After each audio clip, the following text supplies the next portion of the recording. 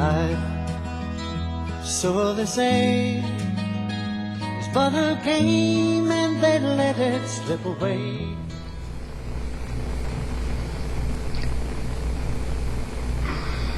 Good morning, afternoon, or evening as the case may be. In case I haven't said that to you before in a previous video, I'll say it to you now. This vlog is really, it's kind of, it's about death, immortality, hereafter. We'll just see where it goes.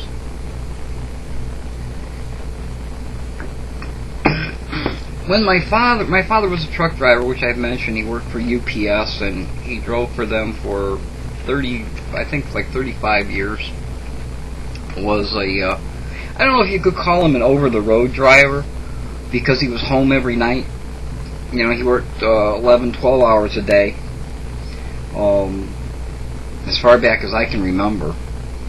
And he would go to work at 2 o'clock in the morning. And he would usually get home somewhere around 3 o'clock, spend a little time with his family, and we'd have dinner and do the things that we needed to do. And then he'd go to bed and do it all over again. You know, I don't know that I could do what he did. I really don't. But he seemed to like his work. He seemed to like driving the truck and making sure that you got your packages. And I always looked, you know, I guess everybody looks up to their father. I always looked up to mine. He was one of the most. He was very much, you know, he was very much like me. I like to say that when I shave in the morning, every morning I see him, and that's part of where I'm getting to with this. Well, probably about maybe 9 years ago.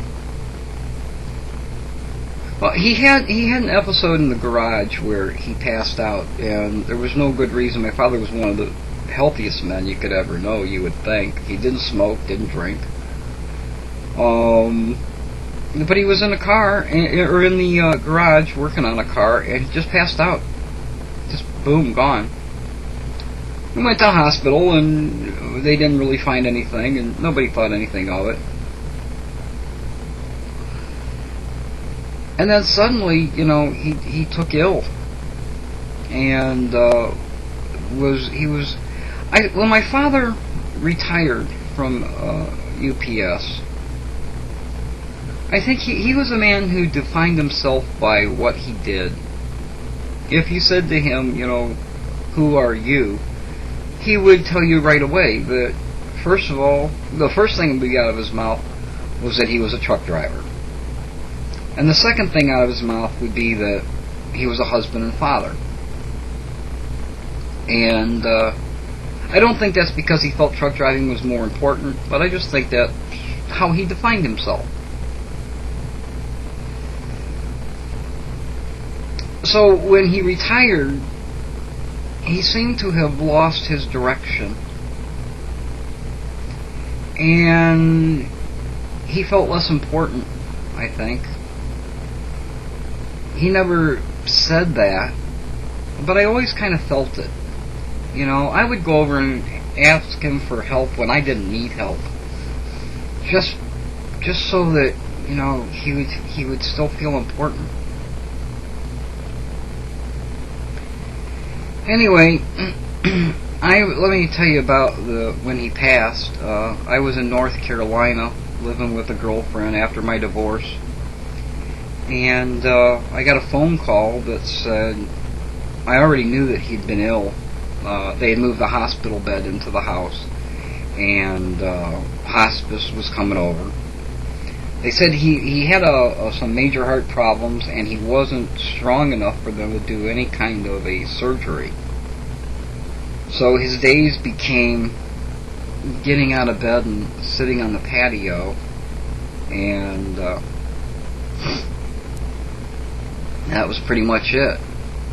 When my mother would be at work, family members, my sister or my niece and her husband, would come over and sit with him and occupy his time and do stuff for him, take care of him. So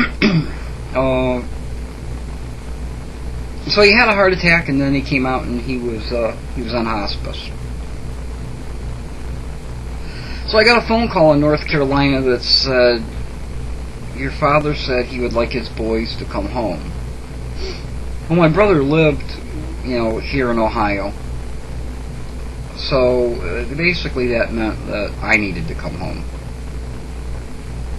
I had already come up and took him to what they told us would be his last family reunion. And they did that like every 2 years they had a family reunion for him. And his doctor wouldn't let him drive and wouldn't let him go on a plane. And he said, well, if I can find somebody to take me, can I go?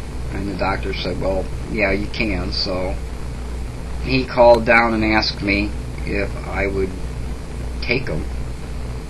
So I said, sure. And I drove up from North Carolina, got the motorhome ready, and we went on the family reunion. I'm sorry, I digress. So I got a phone call that said, your father, said he wants his boys home. And I asked the doctor, and the doctor said, if he says that, call him home. So I got in the car, and I got a ticket doing 95 mile an hour while going through Virginia. It was a 12-hour ride. And I made it in 10.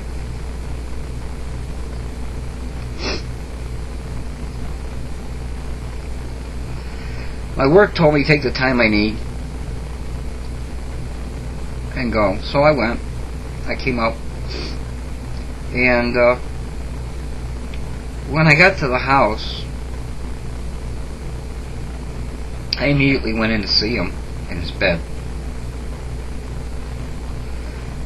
I should tell you now, this is probably going to get very emotional.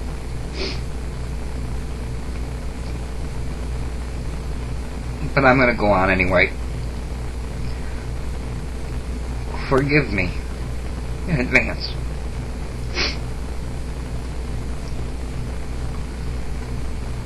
When I got to the house, my father didn't know my name. But he knew who I was. My brother was here. And we both went in to see him together. And he remembered my brother's name. But he couldn't say mine. In fact, the entire time I was coming, and he knew I was coming, he kept telling me that Elsa was coming. Elsa was the brother that was closest to him. And he kept calling me Elsa. But he wanted me to know that he knew who I was. That, he wasn't delirious. He knew who I was. And I had this joke that I used to tell. One of my favorites. Why is it that the crack in your butt goes up and down instead of sideways? Well, the reason is because if you went sideways, when you went down the slide at school, you would go. And that, I guess that always stuck with him, because he pointed to me and he said, and that was his way of telling me that he knew who I was. Other than that, he seemed completely lucid and fine. He just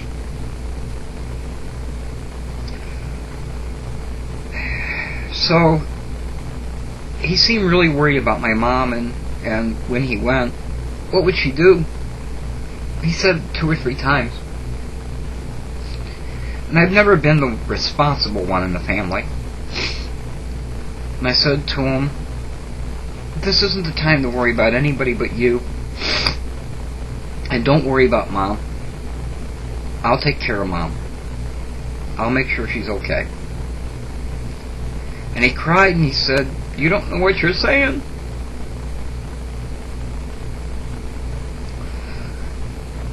And don't make promises you can't keep.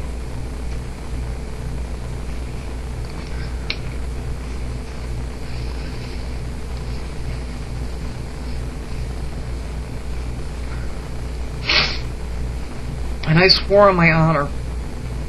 I said, Dad, if I never, ever in my life do anything, this promise I'll keep. You don't need to worry. I'm here, and I'll do what I need to do.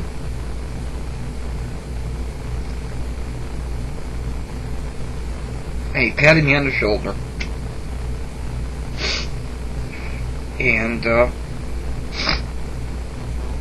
I said to him, you go ahead and go to sleep. It'll be alright. And he laid down in bed, and my brother and I left. Mom came in and said, I think he's sleeping. He seems to be calmer now.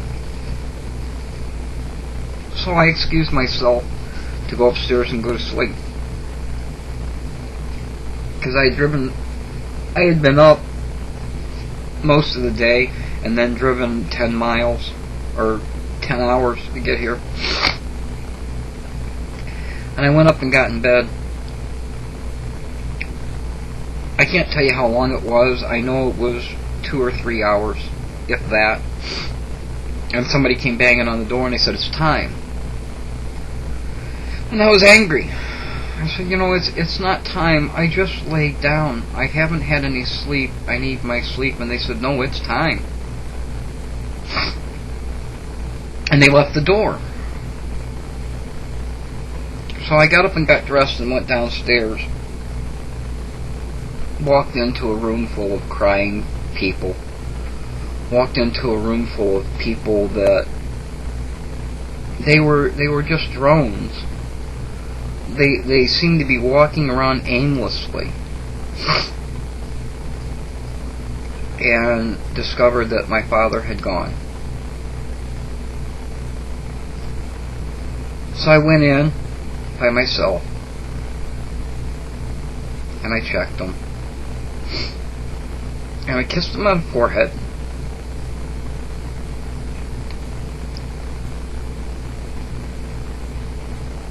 And I told him again, it'll be alright, Dad. It'll be okay. And I mustered up my courage. I looked at everybody who were just gone. They were just gone. And I white-knuckled it. I was like, alright, there's things to do here. There's people to call. There are phone calls we have to make. There are things that need to be done. And I proceeded to try to get those things done. I got the information about who to call and where to call, and the funeral home had already arranged that when that time came that my father passed away, because he wanted to pass away at home, that we would call him and they would come out and get his body. And I was amazed at how quick they were. They showed up in what looked like it looked like a minivan. It didn't look like a hearse. It just looked like a minivan. You'll have to excuse me for a minute. I need to get some medication here.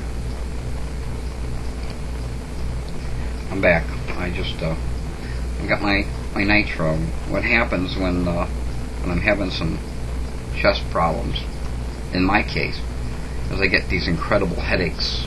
They come on like that. Anyway, so we made the phone calls and stuff, and they showed up in this minivan very quietly. They came in, they checked his body. I made sure that his jewelry was off and all that kind of thing, and they put him in a body bag, but they left it unzipped. And then they asked the family if they wanted to come in and say goodbye, and everybody did, including myself. I gave him one last kiss, and they zipped it up, and he was gone. out of the house. Out of sight, but not out of mind. I can't tell you everything that went on after that. There was a lot of, making preparation and notifying family and all of that kind of thing. Mom was in a daze for months. She was functioning, but she wasn't well. And I, unfortunately, had to go back to North Carolina. So I did. I went back and I collected my belongings. And I left. And it had been a rocky relationship with my girlfriend anyway. I've told you stories before. She had pulled guns, and my weeks were nothing more than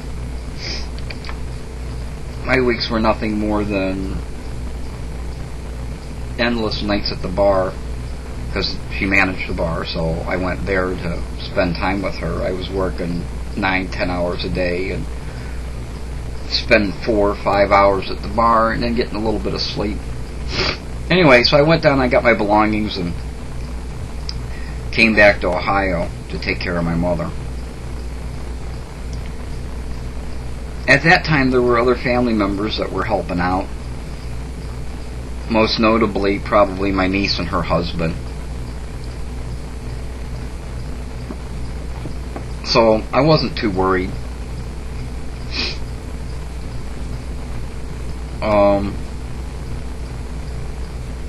And I came home and just stayed with Mom. Just made sure that everything was okay.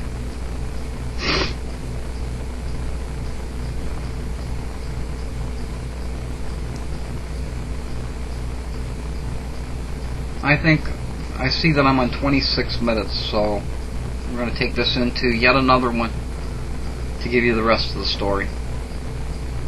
So until then, be well.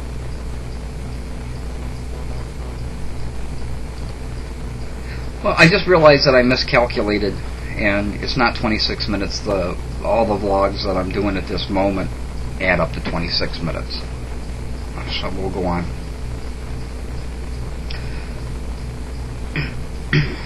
At any rate, what I wanted to talk about, I'll talk about my mother and how that happened another time, but what I want to talk about now is my father was cremated, and when that happens, you have the option of going there and seeing, and seeing it, just kind of overseeing what's being done. And they asked if we wanted to do that. And I said, yeah, I'll go. Absolutely. And I think it was easier for me to do because of my view of death, that there is no, hereafter. That when it's done, it's done. And so to me, this was a pen that didn't work anymore. It was the vessel in which my father resided, and he wasn't living there anymore. It was an empty house. And so I had no problem with it, with them cremating him or whatever they did with the body. I had no real problem with it because that wasn't my father. So my brother was to go with me. He said he was going to, but for whatever reasons he called and said that he just couldn't do it. So I went on my own to see my father cremated. When I got to the funeral home, I was told that my brother was there to go with us. And I was surprised because I already knew that he had called and said he wasn't going to come. And I thought maybe he changed his mind. Well, it ended up that he hadn't changed his mind. My sister's husband, who is an outlaw biker and has never really been favored by the family too much, but always got along with my father and with me. I've never had a problem with him. He was sitting there, and he said that he thought that I shouldn't do this alone.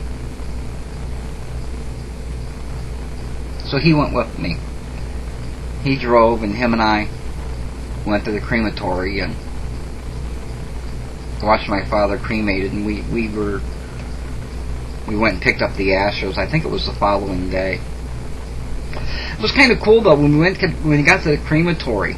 A cousin that I had not seen in years and years and years was the one that was at the crematory. That was his job, and he was the one who actually cremated my father, was a cousin of mine. So that was really kind of, surprising. At any rate, they gave us the ashes, and my brother bought a stone, and my parents had already got a funeral plot, and they buried my dad. I've never been there. I've never seen the stone. I've never seen the plot. And part of that is because, in my mind, my father's not gone. I talked in one of my vlogs about, wanted to ask Zens about immortality. I talk to my father every day. When something goes wrong, my father is the person that I speak to, and a lot of times it's just going, Dad, can you believe this bullshit? Can you believe they did that? And I can imagine in my head him standing in front of me, and I can imagine in my head the things that he would say. I knew him well enough that I know exactly what my father would say about it. So it's not like he's dead. It's almost like he's on vacation. And that's a big part of why I don't go to the cemetery.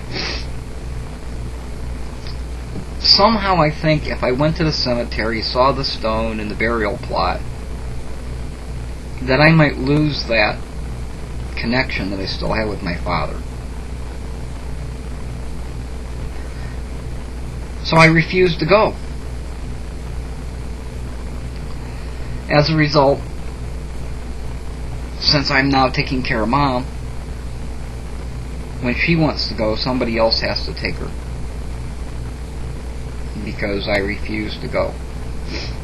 And that may seem selfish to some, and maybe it is. But for me to go would be giving up too much. And it would change the relationship that I currently have with my father.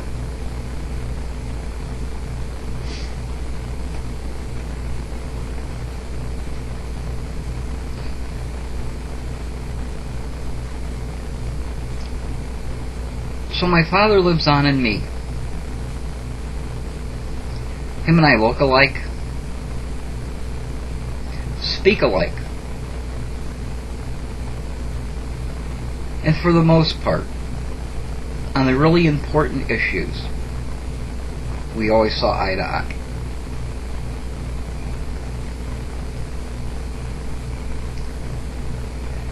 And now, I am doing what I promised. And I will continue to do what I promised until it's no longer necessary for me to do that. And it's not a small task, but it's one I accept gladly.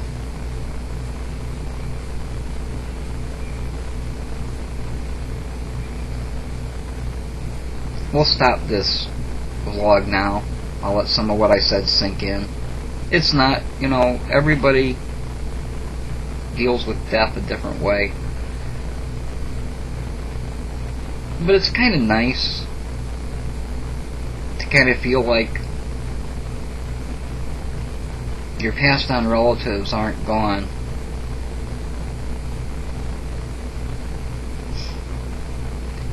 They're just out there driving a truck somewhere.